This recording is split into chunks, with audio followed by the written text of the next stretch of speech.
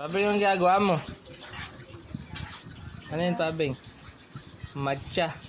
Guys, tara manood manggawa ng matcha. Ano ka? Alisin mo yan. Huwag mo ipopost ah. Hindi ko to ipopost ngayon. Hindi na siya oh. Parang ang ganda sa video. Green ba? Hindi parang hindi naman ganun sa video. As ano yun? Ano yun? Yung matcha powder? Sa powder. Saan nabibili yan? Lalagay lang namin yung link sa baba, guys. Sa TikTok na rin. Sa TikTok, hanapin nyo na lang. Yan, sa gusto magawa ng matcha, ganun lang pala. Tapos ano yung panghalo? Binibili din yan? Anong tawag dyan? Whisk. Matcha whisk. Matcha whisk. So yun guys, gagawa siya matcha. Galunggong. Pati yung ganun gusto.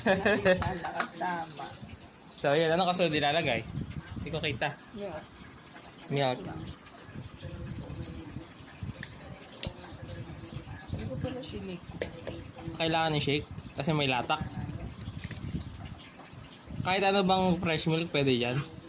Lagyan ko kaya ito ng Dutch milk. Baka umasim kung may Dutch milk.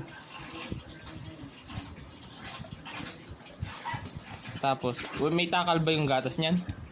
May takal yung gatas? Wala. Tansya ko lang. Depende sa panlasa mo. Bakit mo yan pinaklan? Ha?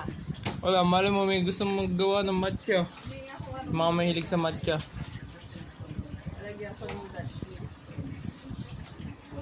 So yan guys, tatry daw niyang lagyan ng Dutch milk. Strawberry, no? Flavor. Yan, Dutch milk. Baka naman. Yay. So ayun, ako ang ininom ko yung fresh milk na almond. Hindi niya gusto, kaya akong uminom. Ayan, isang Dutch milk. Asawa ni Kuya. Anong kasunod yan? Hahalo na? Hindi, yung ice pa lang muna. Kailangan may yellow. Yan guys, kuha lang siya ng yellow. Pumili din siya ng lagay ng yellow. Ayun o. Pabuksan ng yelo. Paano yan?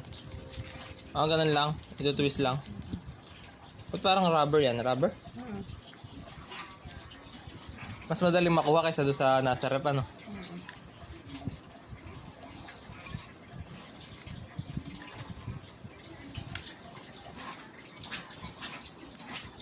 Napanood din.